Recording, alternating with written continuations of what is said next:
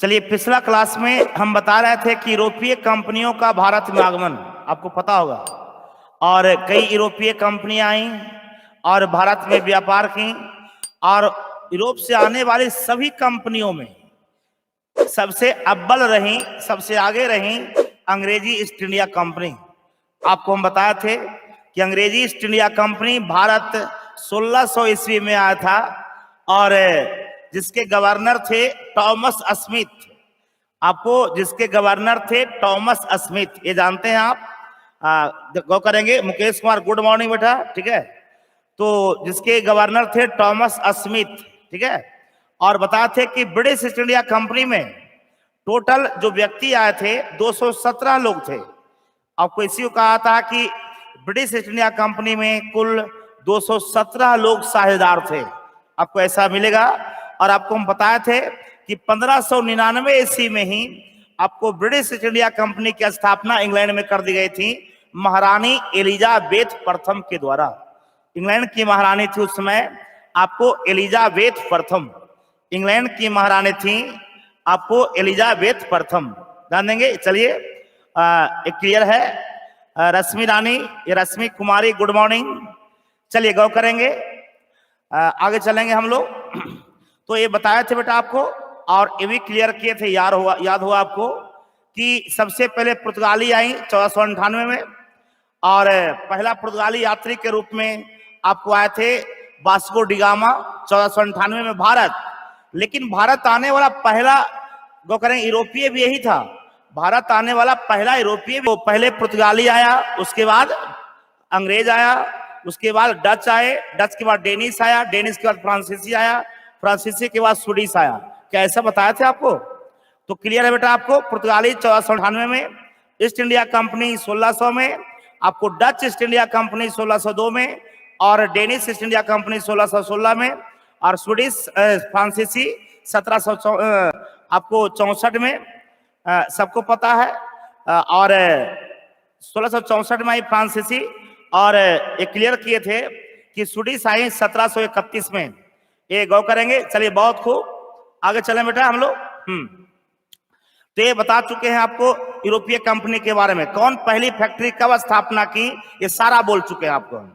ये सारा कहानी हम एक कह चुके हैं। आज जो हम पढ़ाने जा रहे हैं आपको मॉडर्न हिस्ट्री का लगभग समाप्त हो गया है। आपको 99% चीज आज जो पढ़ा लेंगे, तब आज पढ़ा रहे हैं, ध्यान देंगे। बंगाल के जो नवाब बने, बंगाल के कौन कौन नवाब बने, आप खाली मुर्शिद कुली खां जान गए, बड़ी तो सिराजौला अलीवर्दी खां जान गए, अब मिर्जाफर तो बाबा बन जाते हैं। इसमें कई नवाब हुए, भले ही उनका नाम नहीं था, आपको अयोग था। आपको बंगाल के कई नवाब बने, नवाब कब बना ये भी बताएंगे आपको हम, आप प्रेम से सुनेंगे। आपको बंगाल के महिराज चौधरी, गुड मॉर्निंग बेटा, चले बहुत अच्छा। और मनीष कुमार सैनिटाइजर लेके खड़ा है, वो बिल्कुल सही है, वो भी अमृत ही है। गौ करेंगे। चलिए, तो आपको बंगाल के कई नवाब बने। अगर नवाब का नाम चाहे तो हम एक बार बोल लें, फिर तो बारी बारी से बोलेंगे। आपको बंगाल का पहला नवाब बना था मुर्शिद कुली खां, ठीक है। दूसरा बना था शुजाउद्दीन, तीसरा सरफराज, चौथा अलीवर्दी खां, पांचवा आपको सिराजौला, आपको उसके बाद मिर्जाफर, फिर मीर कासिम, फिर मिर्जाफर, फिर आपको निजामुद्दौला, फिर सैफुद्दौला, और फिर मुबारकुद्दौला। अंतिम नवाब था मुबारकुद्दौला। नाम नहीं सुनोगे आप लोग, गौ करेंगे। एक क्लियर है, तो कोई दिक्कत नहीं है, हम बताने जा रहे हैं आपको, हम को टेंशन लेना नहीं है। तो आज पढ़ाने जा रहे हैं बेटा बंगाल का नवाब, ये ध्यान देंगे। इसके बारे में जो मेन चीज है आपको हम करने जा रहे हैं, ध्यान दीजिएगा सब लोग। आज बेटा पढ़ाने जा रहे हैं आपको हम बंगाल का नवाब, याद रखिएगा, बंगाल का नवाब।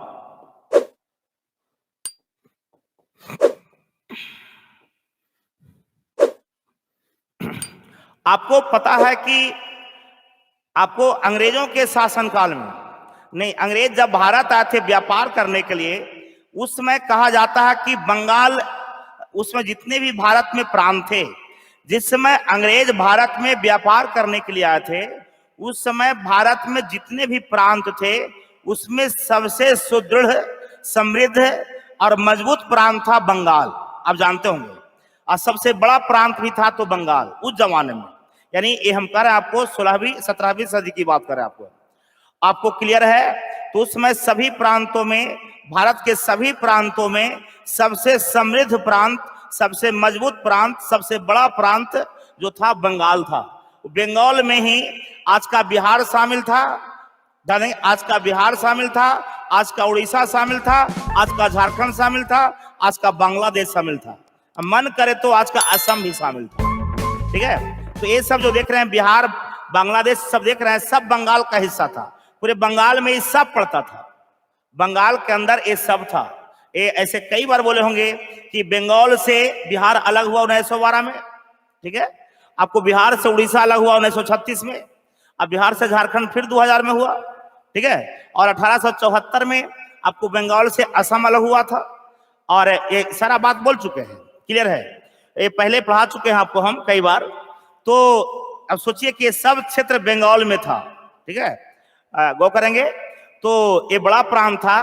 तो कहा जाता है बेटा कि हाँ ये बड़ा प्रांत था, और सभी प्रांत उस समय मुगलों के अधीन थे। आपको अंग्रेज जब व्यापार करने के लिए आए थे तो पूरे भारत पर आपको मुगल वंश का शासन चलता था, लगभग संपूर्ण भारत पर आपको मुगल वंश का शासन चलता था। आपको क्लियर होना चाहिए, है ना, मुगल वंश का शासन। कहा जाता है कि आपको मुगल वंश का एक राजा बना था फर्रुखसियर, जानते हैं आप, मुगल वंश का पूरे भारत पर मुगल वंश का शासन चलता था।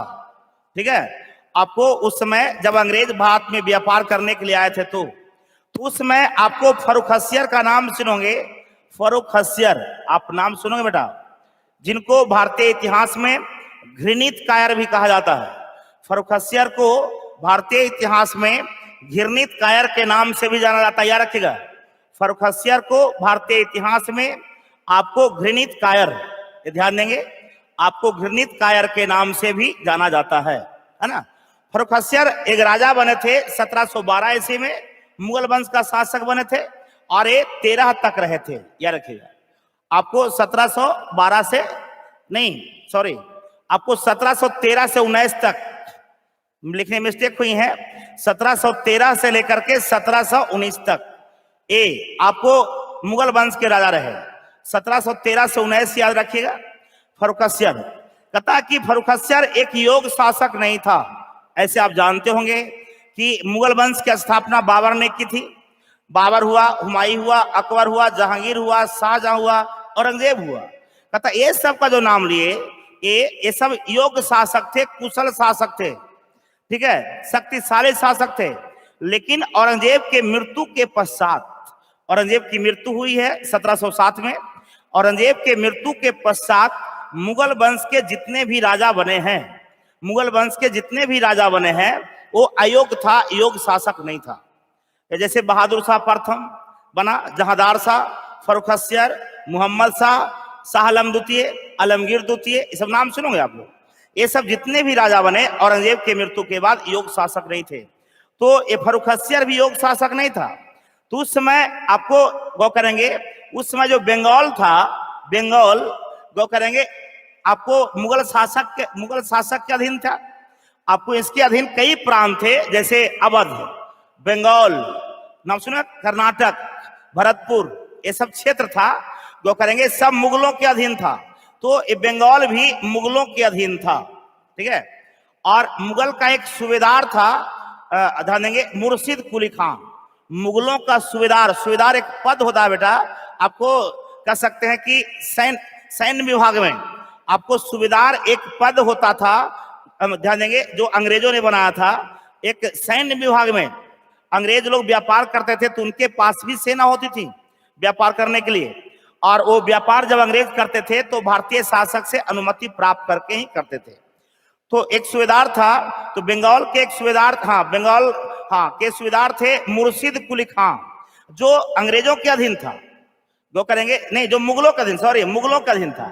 एक मुर्शिद कुली खां एक सूबेदार था, ध्यान देंगे, जो कहा जाता है जो किसके अधीन था, आपको फर्रुखसियर के अधीन। फर्रुखसियर इसमें मुगल वंश की राजा है, हम चर्चा कर रहे हैं फर्रुखसियर के शासनकाल से ही। आपको वो करेंगे, यहीं से कहानी शुरू होती है, क्यों होती है आपको पता चल जाएगा। जब मुगल वंश के राजा फर्रुखसियर थे, जो रहे थे 1713 से लेकर के 1719 तक, जो रहे थे 1713 से लेकर के 1719 तक। क्लियर है? देंगे प्रहलाद कुमार, गुड मॉर्निंग बेटा। सुधांशु सिंह रंजन, यादव परिवार अजीत, गुड मॉर्निंग। राखी कुमारी,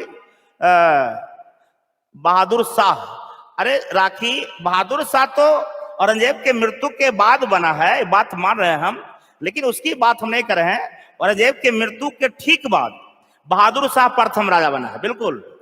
लेकिन हम उसकी कहानी यहाँ नहीं कर रहे हैं, हम यहाँ कर रहे हैं कि जब मुगल वंश का राजा फर्रुखसियर था, जब मुगल वंश का राजा फर्रुखसियर था, तो इसके अधीन रहने वाले मुर्शिद कुली खां ने इसके अधीन जो बंगाल था, बंगाल को आजाद कर लिया।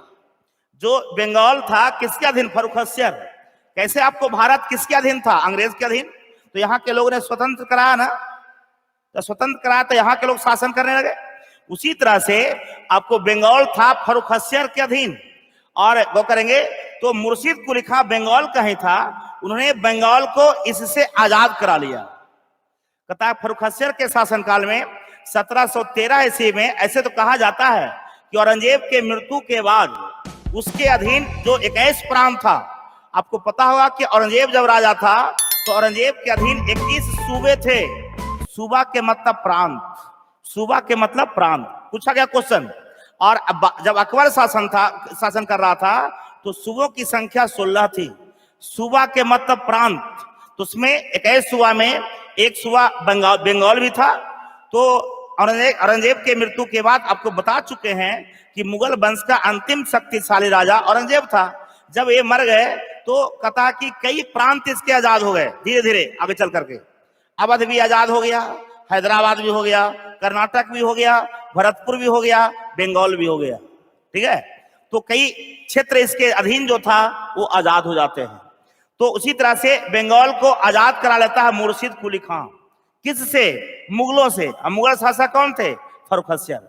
और वो करेंगे और मुगलों से आजाद कर करके बंगाल को स्वतंत्र राज्य घोषित कर दिया, और जानेंगे और वहां पर एक नवाब पद की उपाधि धारण कर ली मुर्शिद कुली खां, और बंगाल का नवाब बन गया। बंगाल का नवाब बन गया।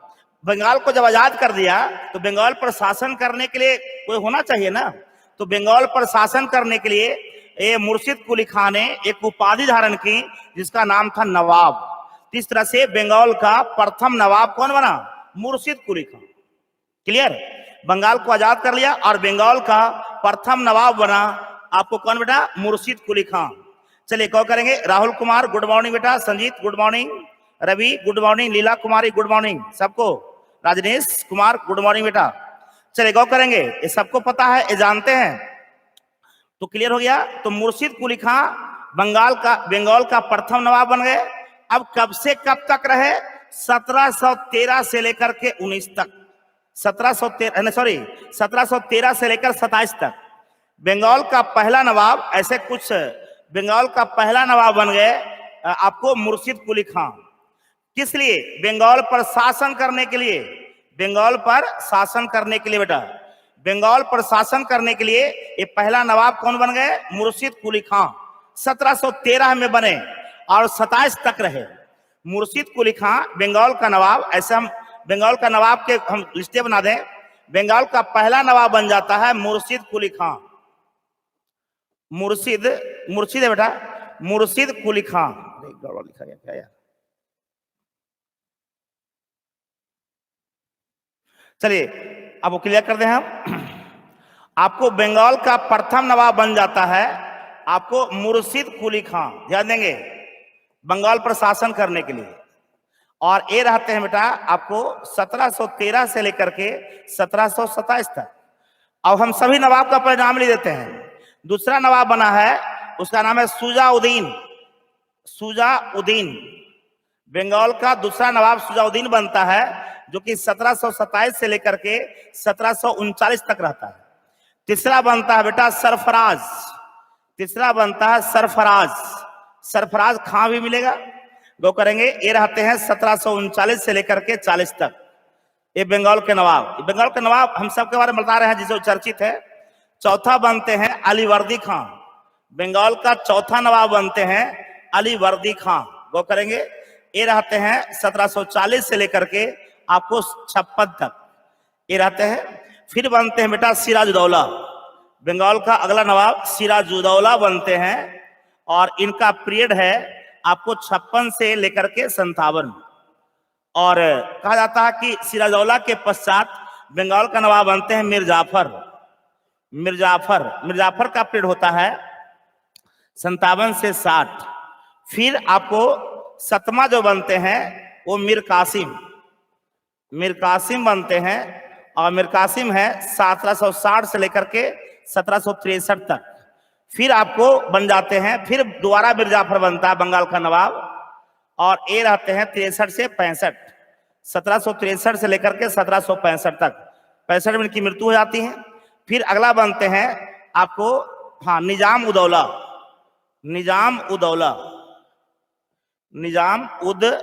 है बेटा, निजाम उद दौला। ये रहते हैं आपको 65 से 66। और उसके बाद बनते हैं सैफ उद दौला। ये बनते हैं 1766 से 70 तक। और अंत में बनता है आपको मुबारक उदौला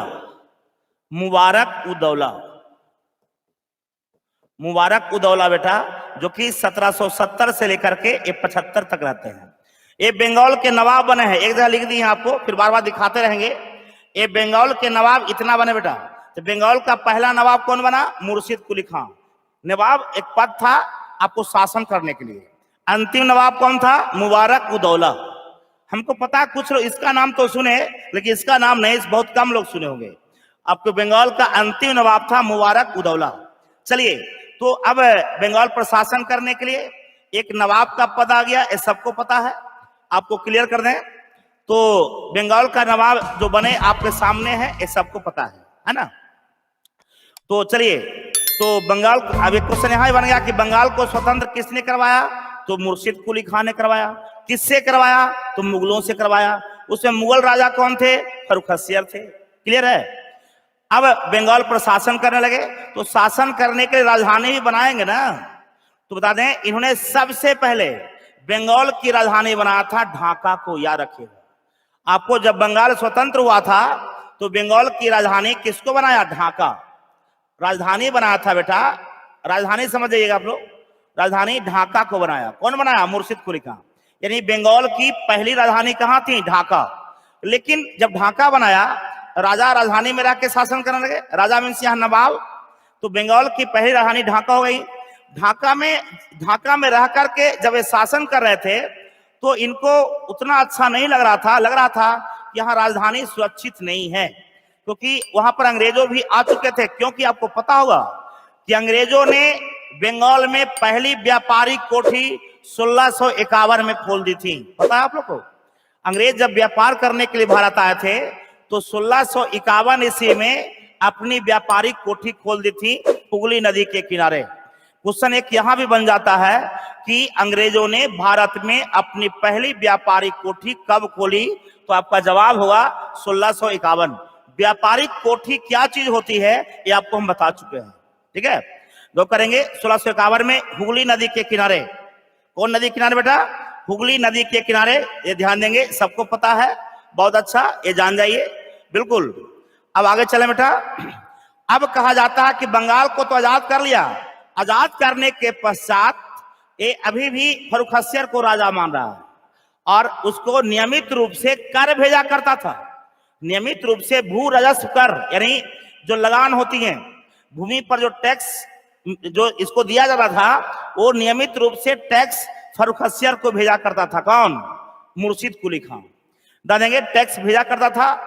लेकिन आपको जो राजधानी ढाका बनाया था उसको लगा कि सुरक्षित नहीं है, क्योंकि आपको फर्रुखासियर भी खपा है, क्योंकि ये आजाद करा लिया बंगाल को और उन्हें अंग्रेज भी लगा हुआ है। तो इन्होंने क्या किया कि राजधानी को ढाका से हटा करके मुर्शिदाबाद, राजधानी को ढाका से हटा करके मुर्शिदाबाद स्थानांतरित कर ली। मुर्शिदाबाद है बेटा, मुर्शिदाबाद याद रखेगा। तो राजधानी को ढाका से हटा करके आपको मुर्शिदाबाद स्थानांतरित कौन की? आपको मुर्शिद कुली खान, आपको ढाका भी बंगाल में, आपको और मुर्शिदाबाद भी बंगाल में, ये बंगाल में ही था। तो एक क्वेश्चन पूछेगा कि बंगाल के किस नवाब ने अपनी राजधानी ढाका से हटा करके मुर्शिदाबाद स्थानांतरित की? तो मुर्शिद कुली खान, है ना। वो कह रहे बंगाल को स्वतंत्र किसने करवाया? तो मुर्शिद कुली खान। बंगाल को स्वतंत्र किसने करवाया बेटा? हाँ, तो मुर्शिद कुली खान, ठीक है। बंगाल को स्वतंत्र किसने करवाया? तो मुर्शिद कुली खान, ये जान जाइए, इसमें कोई टेंशन नहीं है ना। बंगाल को स्वतंत्र करवाया मुर्शिद कुली खान, क्लियर। आगे चलिए, कहता है कि आपको मुर्शिद कुली खान ने अपने शासनकाल में जब बंगाल पर शासन कर रहे थे तो उन्होंने आपको लोगों को, किसानों के हित के लिए इजारेदारी प्रथा की शुरुआत की और लोगों को तकावी ऋण भी दिया। अब बहुत सा लगता होगा कि तकावी ऋण क्या होता है? किसानों को खेती करने के लिए एडवांस कर्जा ऋण, एडवांस माने अग्रिम दे देंगे आपको। इन्होंने ही आपको बंगाल में सबसे पहले इजारेदारी प्रथा की शुरुआत करवाई थी। बंगाल में इजारेदारी प्रथा की शुरुआत तो कर एक क्या है आपको बता दें। बंगाल में सबसे पहले इजारेदारी प्रथा की शुरुआत, इजारेदारी प्रथा की शुरुआत कौन किया था? मुर्शिद कुली खान। ये क्या था? आपको सबको पता है कि जमीन राजा का होता था, किसान खेती करते थे, गौ करेंगे, सबको पता है। आपको हम बता दें, ऐसे जमींदार का नाम सुनोगे आप, जमीन ढेर सारा लैंडलॉर्ड होता था और दे देंगे वो किसानों से खेती करवाते थे। तो कहा जाता है कि ये खेती उन्हीं को करने के लिए देते थे। इजारेदारी प्रथा में क्या था कि उसमें जमीन का, आपका जमीन के बारे में आपको एक कह सकते हैं आप, मूल्य बोला जाता था, मूल्य लगाया जाता था। ये क्या है समझा दीजिए। आपको इजारेदारी प्रथा में आपको जमीन का मूल्य लगाया जाता था, जो जमीन का ज्यादा मूल्य लगाता था जानेंगे उसको जमीन दी जाती थी खेती करने के लिए। एग्जाम्पल, आपको जमीन का मूल्य मतलब जमीन बिकेगा नहीं, जमीन पर खेती करने के लिए आपको मूल्य लगाया जाता था। जैसे मान लिया जाए कि कोई खेती है बेटा, अब इस खेत को लेना ए भी चाहता है, बी भी चाहता है, सी भी चाहता है, तीनों किसान है बेटा, ए भी किसान है, बी भी किसान है, सी भी किसान है, और भी ले सकते हैं। तो ये सब लोग इस जमीन को, मतलब जमीन के दो टुकड़े हैं, मान लीजिए हम दो कर दिए हैं, वो करेंगे इस जमीन को लेना चाहता है, तो इसमें जमींदार के पास जो और लेना चाहता है भाड़ा पर, एक साल के लिए ये लिया जाता था। ये करा के हम एक साल में इस पर हम 500 रुपया देंगे, ये करा के हम 800 देंगे, ये करा कि नहीं हम 400 देंगे। आपको गौ करेंगे खेती करेगा, सिर्फ फसल उपजाएगा, तो कह रहा है कि हम एक साल में हम 500 देंगे। कौन कह रहा है? वो ए कह रहा है, और बी कह रहा है कि हम 800 देंगे, और सी कह रहा है कि हम 400 देंगे। एक साल का रेंट हो गया भूमि का। तो अब इसमें जो ज्यादा दाम लगाता था उसी को भूमि दी जाती थी खेती करने के लिए। यही प्रथा जो थी इजारेदारी प्रथा थी। क्या बात को समझ गए? इजारेदारी प्रथा समझ गए? वो करेंगे यही इजारेदारी प्रथा ये बंगाल का नवाब मुर्शिद कुली खान ने लागू की थी। तो ये हम समझते हैं कि आप समझ गए होंगे। इजारेदारी प्रथा में भूमि की दाम लगाई जाती थी, जो ऊंचा दाम लगाते थे उन्हीं व्यक्ति को बंगाल के नवाब के द्वारा खेती करने के लिए जमीन दी जाती थी। ठीक है, तो इजारेदारी प्रथा की शुरुआत किसने की बेटा? बंगाल के नवाब मुर्शिद कुली खान है। इतना ही नहीं, उन्होंने खेती करने के लिए तकावी ऋण भी दिया। खेती करने के लिए तकावी ऋण, कौन ऋण? तकावी ऋण भी दिया। तकावी ऋण मतलब जिसको पैसा नहीं है खेती करने के लिए, उसको एडवांस में ऋण, कर्जा सस्ते दर पर।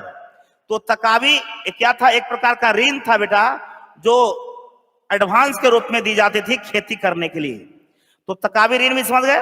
तो तकावी ऋण तथा, हाँ गौ करेंगे, संजीत कुमार कह रहे हैं कि इसको पट्टा भी कहा जाता है। सर जी बिल्कुल, आज की भाषा में पट्टा भी कह रहे हो, कर सकते हो, कोई दिक्कत नहीं है।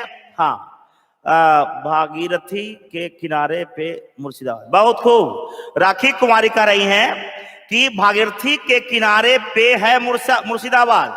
बिल्कुल ऐसे बता दें। अब तो गंगा के किनारे भी कह सकती हो, क्योंकि आपको पता है ऐसे मुर्शिदाबाद, अब तुम इतना बोल दियो तो आप कुछ हम लगा दें इसे मलहम। आपको जो मुर्शिदाबाद है, आपको बंगाल के नादिया जिला के भागीरथी नदी के किनारे है। ऐसे आज मुर्शिदाबाद गंगा हुई गंगा हो गई है, वही गंगा हो गई। मुर्शिदाबाद किस नदी के किनारे? तो गंगा किनारे क्वेश्चन पूछा गया। मुंगेर किस नदी किनारे? तो गंगा किनारे। अब पटना तो जानवे करते हैं, आप सोचना क्या है। तो एक क्वेश्चन पूछा गया, इसलिए बोल दिए। तो ये नादिया, ये आपको जो मुर्शिदाबाद है, आपको बंगाल के नादिया जिला के भागीरथी नदी किनारे, वही भागीरथी नदी आज गंगा है वहां। चलिए ये बिल्कुल, चलिए आगे चले हम लोग। चलिए यहां पर तो इजारेदारी प्रथा की शुरुआत और तकावी ऋण देने की प्रथा की शुरुआत आपको बंगाल के नवाब आपको मुर्शिद कुली खां ने की। मुर्शिद कुली खां, क्या कोई दिक्कत? कोई दिक्कत नहीं है। चलिए बहुत खूब बेटा। चलिए मुर्शिद कुली खां ने ही राजधानी स्थानांतरित किया। उसके बाद हम चलते हैं, क्लियर करें।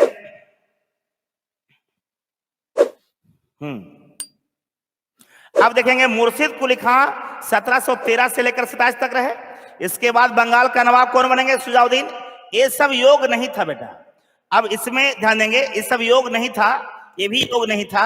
अब अलीवर्दी खां के बारे में कुछ जानिए। चलिए गौर करेंगे। कहा जाता है कि जब सरफराज बंगाल का नवाब था, ये बना कब बना? देखिए रहे, जब सरफराज खां बंगाल का नवाब बना, तब ध्यान देंगे आपको उस समय बंगाल में बिहार शामिल था। तो बिहार का जो क्षेत्र था, उसमें बिहार के जो उप सूबेदार थे वो थे अलीवर्दी खां। कौन थे? अलीवर्दी खां। तो अलीवर्दी खां भी बंगाल का नवाब बनना चाहता था। तो उन्होंने सरफराज को एक स्थान पर हराया था 1740 में। एक हुआ था गिरिया का युद्ध। गिरिया जान जाइए, गिरिया भी बंगाल में एक जगह है, गिरिया का युद्ध।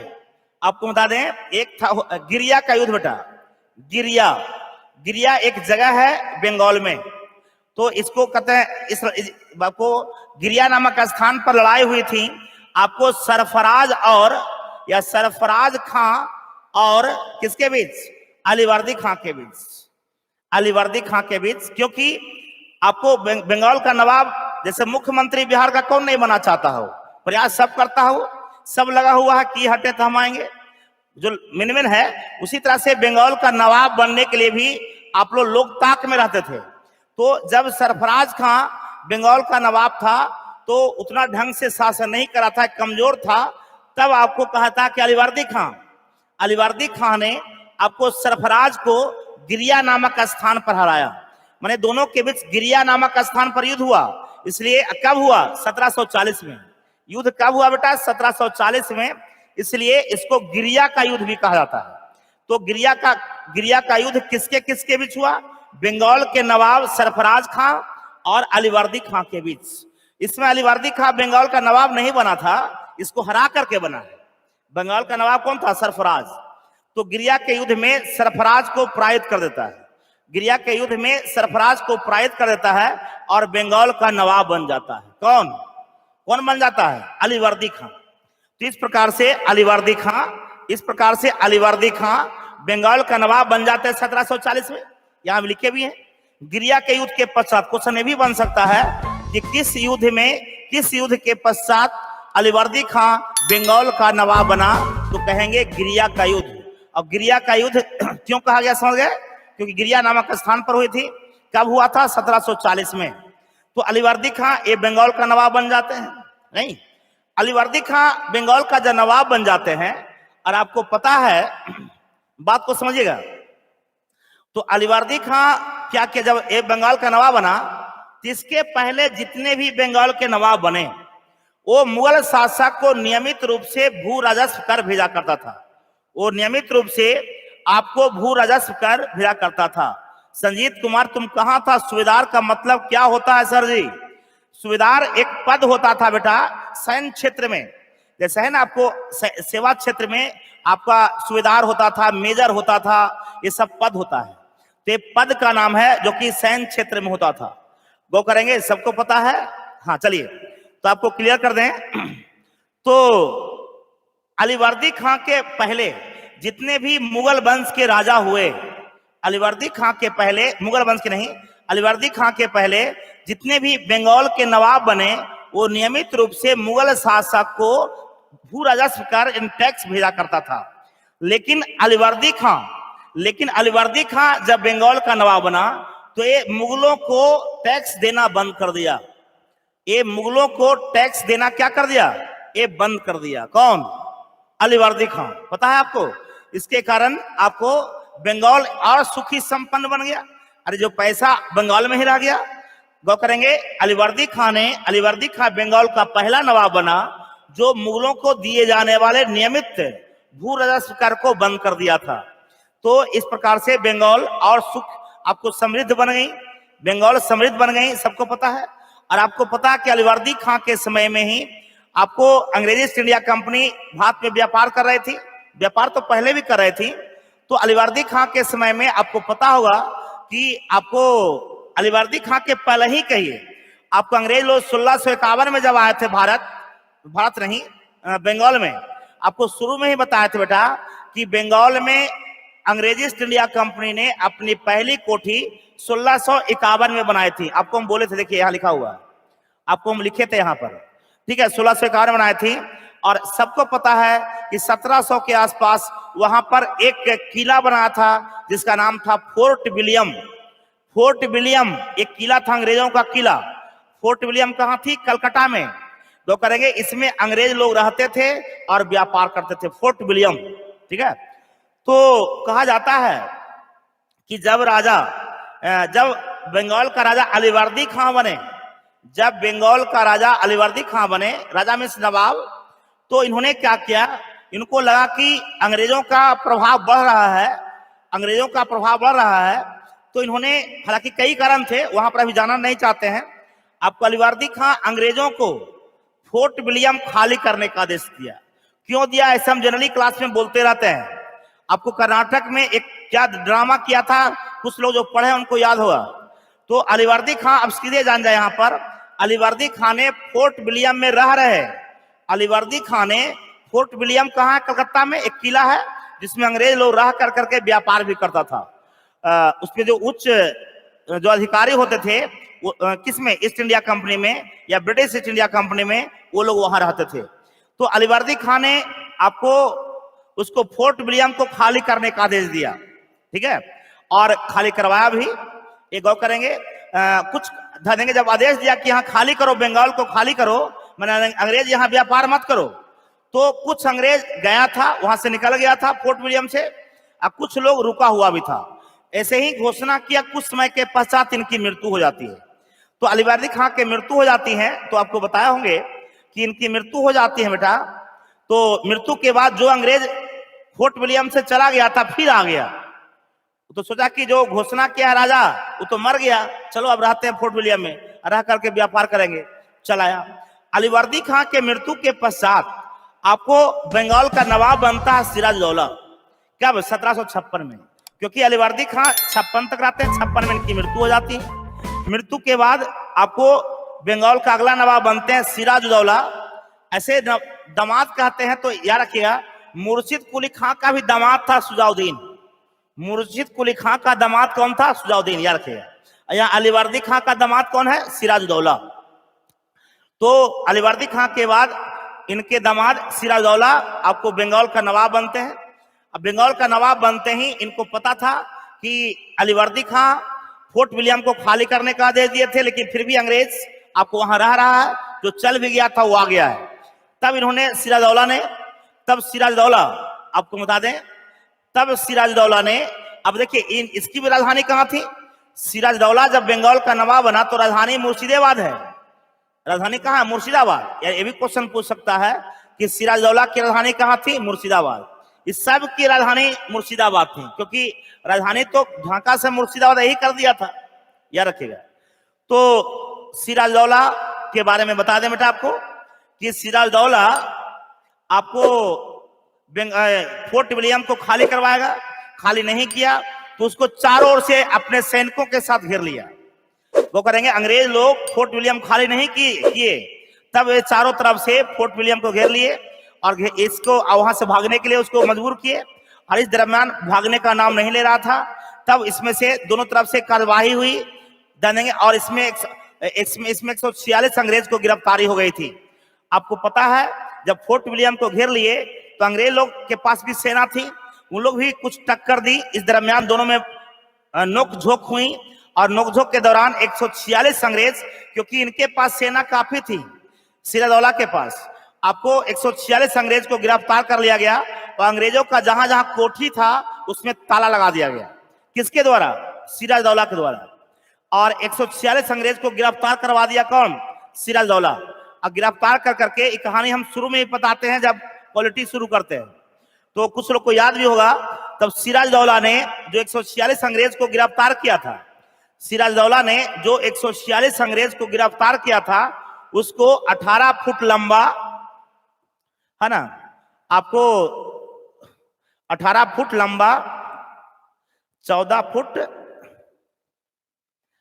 फुट 10 इंची, 14 फुट 10 इंची चौड़ा, 18 फुट लंबा, 14 फुट 10 इंची चौड़ा कमरा में आपको डाल दिया।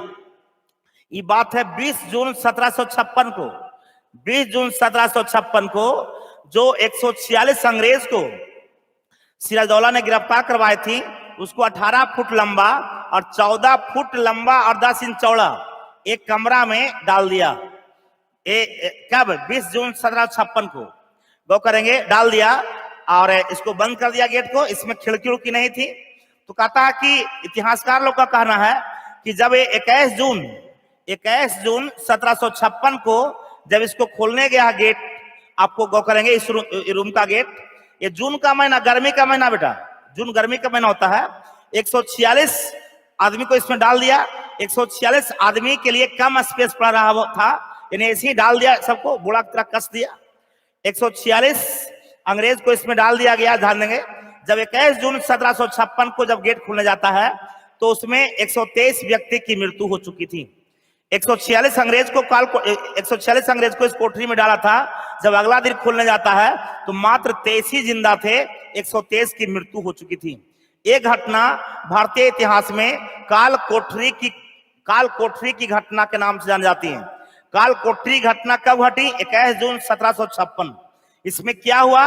123 अंग्रेज मारे गए, 146 गिरफ्तार हुआ था, जानवे करते हैं, लेकिन 123 लोग मारे गए नहीं, मृत्यु हो गई। कहता कि स्पेस कम था, 146 आदमी डाल दिया, अब इसमें खिड़की उड़की नहीं था, गर्मी के कारण दम घुटने से 123 की मृत्यु हो गई। यही घटना काल कोठरी घटना के नाम जानी जाती है। तो सिराजदौला के समय में काल कोठरी घटना घटी।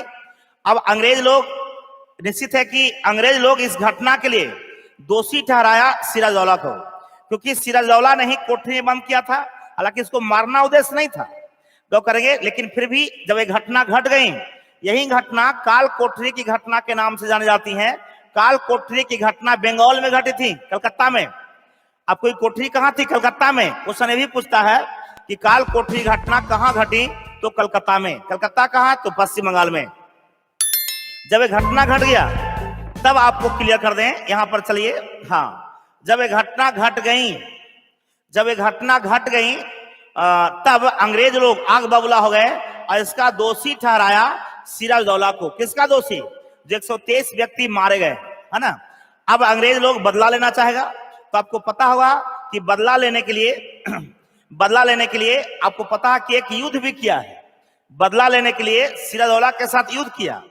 आपको एक अंग्रेज था बेटा, उसमें मद्रास का गवर्नर था रॉबर्ट क्लाइव वो करेंगे, उसको बंगाल भेजा गया। रॉबर्ट क्लाइव एक अंग्रेज था, बंगाल की स्थितियों पर काबू पाने के लिए। बंगाल में तो हलचल मच गया है, वो करेंगे, तो बंगाल की स्थितियों पर काबू पाने के लिए इंग्लैंड की सरकार ने रॉबर्ट क्लाइव को बंगाल भेजा और कहा कि जाइए वहां की स्थितियों पर काबू पाइए और जो घटना घटी है इसके लिए दोषी को पकड़िए, उसे बदला लीजिए और शांति स्थापित कीजिए। गो करेंगे, तो रॉबर्ट क्लाइव को भेजा गया। इसमें बंगाल के नवाब कौन थे? सिराजदौला। ये अंग्रेज है। आपको गो करेंगे सिराजुद्दौला। आपको सिराजदौला का एक सेनापति था मिर्जाफर। सिराजदौला का सेनापति कौन था बेटा? मिर्जाफर, याद रखिएगा। सिराजदौला का सेनापति कौन था? मिर्जाफर। हाँ, गो करेंगे सिंटू काल कोठरी क्या फिर से एक बार बताइए, कहां हो बेटा तुम? आप सीधे जान जाओ, करा काल कोठरी घटना को फिर से बताइए।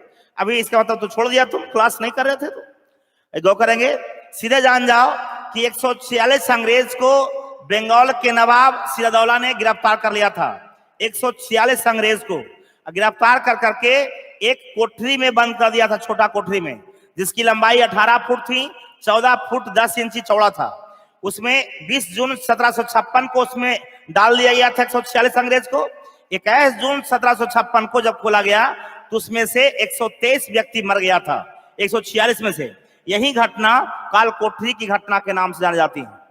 तो करेंगे इस घटना के लिए जिम्मेवार ठहराया गया सिराजदौला को।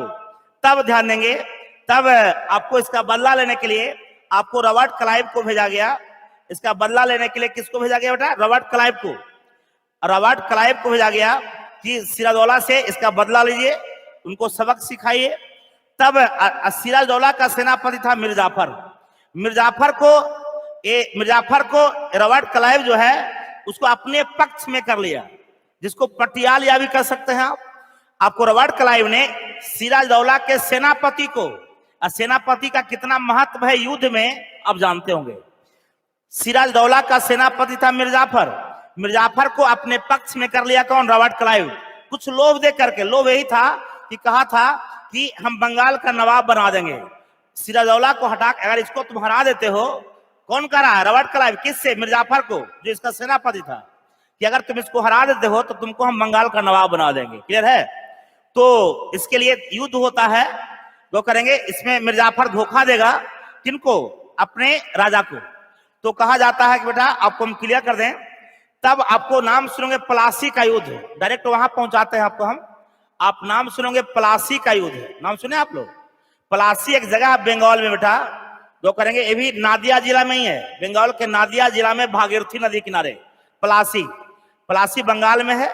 जो करेंगे प्लासी का युद्ध होता है 23 जून 1757। आपको बदला लेने के लिए आपको युद्ध होता है रॉबर्ट क्लाइव और सिराजदौला। अभी बोल रहे थे आपको, दोनों में युद्ध होता है रॉबर्ट क्लाइव और सिराजदौला के बीच में। अब मिर्जाफर जो इसका सेनापति है धोखा दे देता है। तो इस युद्ध में आप सीधे जान जाओ कि इस युद्ध में, प्लासी के युद्ध में अंग्रेज जीत गया और सिराजदौला हार गया, है ना? जो करेंगे सबको पता है। आपको कहा जाता है कि इस युद्ध में जब मिर्जाफर धोखा दिया किसको? सिराजदौला को। इस युद्ध में जब धोखा दिया मिर्जाफर किसको? सिराजदौला को धोखा दे दिया था। आपको पूरा कहानी हम शुरू में जब पॉलिटी पढ़ाते हैं तो बताते हैं इसका। जब धोखा दे दिया तो इसका एक व्यक्ति था मीर मदान नाम का व्यक्ति सिराजदौला को काफी हद तक साथ दिया था, वो करेंगे। लेकिन वो भी मीर मदान भी मारा गया आपको अंग्रेजों के द्वारा, ठीक है। और इस प्रकार से सिराजदौला पराजित हो जाता है। ध्यान देंगे, मैंने प्लासी का युद्ध जो हुआ, प्लासी का युद्ध कब हुआ? 23 जून 1757 को। किसके बीच? रॉबर्ट क्लाइव और सिराजदौला के बीच। इसमें कौन जीता? अंग्रेज जीता। कौन हारा? सिराजदौला हारा, ठीक है। तो प्लासी का युद्ध जीत गया। प्लासी के युद्ध जीतने के बाद बंगाल का नवाब बना दिया किसको? आपको मिर्जाफर को। बंगाल का नवाब किसको बना दिया? मिर्जाफर को बना दिया। कौन बना दिया? अंग्रेज नहीं, क्योंकि मिर्जाफर को पहले ही वादा किया था कि अगर तुम इसको हराने में, यानी सिराजदौला को हराने में मदद करते हो तो तुमको हम बंगाल का नवाब बना देंगे। रविकांत राज, गुड मॉर्निंग बेटा। चलिए गौ करेंगे, क्लियर है? हाँ चलिए। तो इस प्रकार से आपको बंगाल का नवाब बना दिया किसको? अब देखिए, सिराजदौला हटा। सिराजदौला को प्लासी के युद्ध में हरा दिया गया 1757 में। प्लासी का युद्ध कब हुआ? 23 जून 1757। इस युद्ध में सिराजदौला पराजित हो जाता है, और पराजित होने के पश्चात आपको बंगाल का अगला नवाब मिर्जाफर बन जाता है। मिर्जाफर जो कि 57 से 60 तक रहता है। जब मिर्जाफर तो शुरू में नवाब बन गया, बंगाल का नवाब, लेकिन आपको जब नवाब बन गया तो इसको लगा कि हमको कठपुतली बना के रखे हुए हैं अंग्रेज। नाम है कि नवाब है, लेकिन कठपुतली बना के रखा हुआ है, उसके अधीन है, ऐसा महसूस हुआ। मिर्जाफर जब बंगाल का नवाब बना, और किसके अधीन है? अंग्रेज के अधीन। जानेंगे, किसको लगा कि हमको उसके अधीन है, हमको कठपुतली बना के रखे हुए है। इस पर आपको मिर्जाफर पर इतना बोझ डाल दिया। बोझ क्या डाल दिया? कह दिया कि उसमें बंगाल में आपको मिर्जापुर एक क्षेत्र था, वर्धमान एक क्षेत्र था, उस क्षेत्र से कह दिया कि हमको 5 लाख सालाना चाहिए, 5 लाख रुपया सालाना चाहिए हमको उस क्षेत्र से। तो जो कि उस क्षेत्र से उतना इनकम भी नहीं था, तो गौ करेंगे मिर्जाफर को बंगाल का नवाब तो बना दिया, लेकिन इसको से इतना डिमांड कर दिया वो अंग्रेज लोग कि इसको पूरा करने में असमर्थ था, इसको दम घुट रहा था, इसको एहसास होने लगा। शुरू में तो लगा कि बंगाल का नवाब बन गए, लेकिन नवाब बनाने के पश्चात इनको तड़पाने लगा वो, उसको कठपुतली बनाए हुए था अंग्रेज। जानेंगे कठपुतली समझते हैं, उसके इशारे पर सारा काम करेगा। तो इसको मजबूर कर दिया मिर्जाफर को। तब मिर्जाफर ने आपको 1760 में आपको गद्दी छोड़ दी। जानेंगे छोड़ी नहीं बल्कि हटा दिया उसको। आपको मिर्जाफर को लगा कि मिर्जाफर जब बंगाल का नवाब था तो उसको लगा कि हम उसका कठपुतली बन के रह रहे हैं। तब मिर्जाफर ने अंग्रेज के खिलाफ मिर्जाफर जो है अंग्रेज के खिलाफ बात बोलने लगा। मिर्जाफर, अंग्रेज को पता चल गया कि ये हमारे खिलाफ बात बोलता है मिर्जाफर। अब मिर्जाफर को नवाब कौन बना था? अंग्रेज। तो वही आपको एक कहता है आपका अंग्रेज क्या कर दिया कि इसको हटा दिया। अब फिर से मिर्जाफर को हटा दिया। अब मिर्जाफर के बाद बंगाल का नवाब बना दिया मीर कासिम को, जो कि मिर्जाफर का दामाद था मीर कासिम। जब मिर्जाफर के बारे में पता चला अंग्रेज को कि हमारा शिकायत करता है वो, तब ध्यान देंगे इसको हटा करके मिर्जाफर को हटा करके उसके दामाद मीर कासिम को बंगाल का नवाब बना दिया। मीर कासिम को ध्यान देंगे। तो मीर कासिम जैसे ही बंगाल का नवाब बनता है तो नवाब तो बन जाता है, लेकिन इसको भी एहसास होता है कि मेरा राजधानी जो मुर्शिदाबाद है, उसमें बंगाल की राजधानी कहाँ थी? मुर्शिदाबाद। उसको ये चाहता था जनता की सेवा करना, बंगाल की जनता का हित चाहता था मीर कासिम। मीर कासिम बंगाल की जनता का हित चाहता था बेटा, कल्याण। और अंग्रेज उतना कल्याण तो चाहता नहीं था। तो इनको लगा कि मेरी राजधानी जो मुर्शिदाबाद है, यहाँ रह कर करके हम जनता की सेवा नहीं कर पाएंगे, क्योंकि हमको यहाँ पर अंग्रेज ज्यादा दबाव डालेगा। तब इन्होंने जानते हैं क्या किया? अपनी राजधानी चेंज कर दिया। आपको पता होगा कि मीर कासिम ने अपनी राजधानी मुर्शिदाबाद से मुंगेर स्थानांतरित की थी। मुंगेर, तो गौ करेंगे तो एक क्वेश्चन यहां ही बन गया, क्यों स्थानांतरित की? क्योंकि मुर्शिदाबाद में रह कर करके वो जनता का सही से सेवा नहीं कर सकते थे, और वो चाहते थे कि हम जनता की सेवा करें। तब उन्होंने आपको अपनी राजधानी मुर्शिदाबाद से मुंगेर स्थानांतरित कर दी। ठीक है। तो क्वेश्चन पूछता है बेटा कि बंगाल के किस नवाब ने अपनी राजधानी मुर्शिदाबाद से मुंगेर स्थानांतरित की थी? तो मीर कासिम। मीर कासिम राजा रहा 1763 तक। मीर कासिम पर भी आपको बोझ डाल दिया अंग्रेजों ने, फिर प्रेशर डालना शुरू कर दिया कि आप फलाना क्षेत्र से सालाना हम कितना दीजिए, जो कि यानी इससे भी ज्यादा डिमांड कर दिया। कौन? अंग्रेज। कौन कर दिया बेटा? अंग्रेज। बात को समझ गए? तो गौ करेंगे तब इनको भी जब शोषण करने लगा अंग्रेज, तब ध्यान देंगे तभी अंग्रेज के खिलाफ बात बोलने लगे। जब पता चला कि अंग्रेज के खिलाफ बात बोल रहे हैं वो, बात को समझिएगा, तो मीर कासिम को हटा दिया। अब फिर इनके जो ससुर था मिर्जाफर, उसको फिर दोबारा बना दिया। यहू बनना चाहता था, इसको भी कुछ लगा होगा। तो फिर मीर कासिम को हटा करके फिर मिर्जाफर को बना दिया। मैंने मिर्जाफर 2 बार बन गया। एक तो मिर्जाफर यहां बना था बेटा, फिर हटा मीर कासिम को बनाया। क्या हुआ?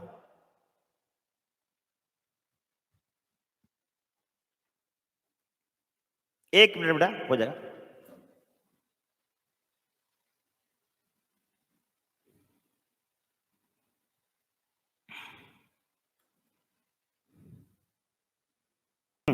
तो जान जाइए, इसके पता चल गया कि मीर कासिम के बाद दोबारा कौन बन गया? मिर्जाफर दोबारा बनाया। अब मिर्जाफर जब बना तो इनकी मृत्यु हो जाती है 5 जनवरी 1765 को। बंगाल का नवाब मिर्जाफर दोबारा बना दिया। वो करेंगे यही बन भी गया कुछ लोग में, और ये 5 जनवरी 1765 को इनकी मृत्यु हो जाती है। 5 जनवरी 1765 को मृत्यु किनकी? मिर्जाफर। बाकी जब बंगाल के सब नवाब जो बनते हैं, इस सब के इसके समय में कुछ नहीं हुआ। और आपको पता होगा, एक चीज जान जाइए, जब मीर कासिम बंगाल का नवाब बना था, मीर कासिम, तो सबसे पहले राजधानी स्थानांतरित की थी मुर्शिदाबाद से मुंगेर। मुंगेर भी गंगा नदी किनारे, याद रखेगा। तो एक क्वेश्चन ये पूछता, और आपको पता होगा मीर कासिम जब इसको शोषण कर रहा था, मीर कासिम को जब शोषण कर रहा था कौन, अंग्रेज, तो इन्होंने चाल चला। इन्होंने, आपको पता कि मुगल शासक शाह आलम द्वितीय को मिलाया। आपको हम बता दें बेटा कि जब मीर कासिम को शोषण करने लगा अंग्रेज, मीर कासिम तो जनता की सेवा करना चाहता था, है ना, वो करेंगे, इसलिए राजधानी को भी बदला, लेकिन उसके बाद भी आर्थिक शोषण करने लगा। आपको मीर कासिम, आर्थिक शोषण मतलब उसको बांध दिया कि क्षेत्र से तुमको सालाना इतना देना है। अंग्रेज बांध दिया, अंग्रेज तय कर दिया कि क्षेत्र से सालाना इतना रुपया देना है, तो उसे उतना इनकम भी नहीं था, तो मीर कासिम कहां से दे, तो इस तरह से इसका आर्थिक शोषण कर रहा था। तो इन्होंने क्या किया, आपको चाल चला, और उसमें मुगल शासक थे शाह आलम द्वितीय, उसमें मुगल शासक कौन थे, शाह आलम द्वितीय, और वो करेंगे, और अवध भी एक अच्छा प्रांत था, वहां के नवाब था शुजा उदौला, वहां का नवाब कौन था, शुजा उदौला, और अपने बंगाल का नवाब हो गया मीर कासिम। आपको पता होगा कि ये क्या किया, तीनों को मिलाकर के गठबंधन बनाए, तीनों को मिलाए और कहे कि हम लोग अंग्रेज के खिलाफ लड़ेंगे, अंग्रेज लोग यहाँ पर ज्यादा अत्याचार कर रहा है।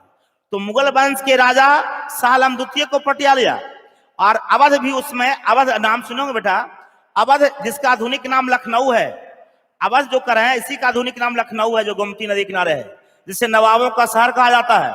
अवध की स्थापना 1732 में हुई, आपको शहादत खान ने की थी।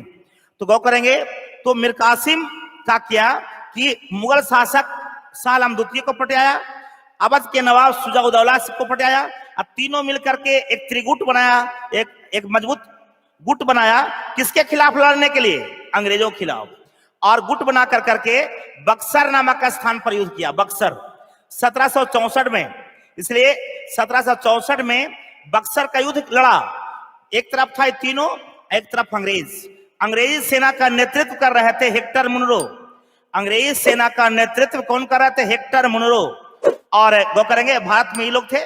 गो करेंगे तो भारत अंग्रेजों को हराने के लिए ये त्रिगुट बनाए, महागठबंधन बनाए, फिर भी बक्सर के युद्ध में अंग्रेज जीत गया, फिर बक्सर के युद्ध में अंग्रेज जीत गया, प्लासी के युद्ध में भी जीत गया था। प्लासी के युद्ध में अंग्रेज सेना का नेतृत्व रॉबर्ट क्लाइव किया था, बता चुके हैं।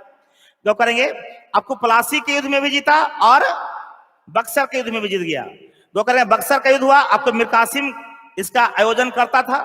जो करेंगे, तो मीर कासिम को जब आर्थिक शोषण कर रहा था, तब ये रणनीति बनाई थी, तीनों को मिलाकर के गठबंधन बनाया था और युद्ध किया, और इस युद्ध में भी पराजित हुआ।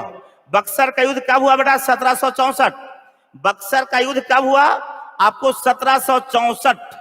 हाँ, गौ करेंगे, क्लियर है। प्रहलाद करें कि 1651 को व्यापारिक कोठी बनाई गई थी, बिल्कुल सही बेटा, हम पहले बोल चुके हैं, इसमें कोई लफड़ा नहीं। तो बक्सर के युद्ध में भी हार गया। ऐसे कहा जाता है कि प्लासी के युद्ध के बाद अंग्रेजों का अधिकार बंगाल पर हो गया, और बक्सर के युद्ध के बाद अंग्रेजों का अधिकार लगभग भारत पर, संपूर्ण भारत पर हो गया। आपको प्लासी के युद्ध के बाद अंग्रेजों का अधिकार बंगाल पर हो गया, और बक्सर के युद्ध के पश्चात अंग्रेजों का अधिकार लगभग संपूर्ण भारत पर हो गया। ठीक है, याद रखिएगा। तो इतना ही आपको बंगाल का अंतिम, ये सब बाद वाला ऐसे ही है, जो इसमें मेन चीज था बेटा बोल दिया आपको। ये आशा करते हैं कि आप लोग को समझ में आ गई होगी, है ना। कोई दिक्कत है बेटा तो आप क्वेश्चन पूछ सकते हो, और कोई दिक्कत है तो, है ना, इसमें दिक्कत तो नहीं होना चाहिए जो बताया वो। तो हाँ, तो हम यहीं पर छोड़ते हैं बेटा आप लोग को। जय हिंद, जय भारत।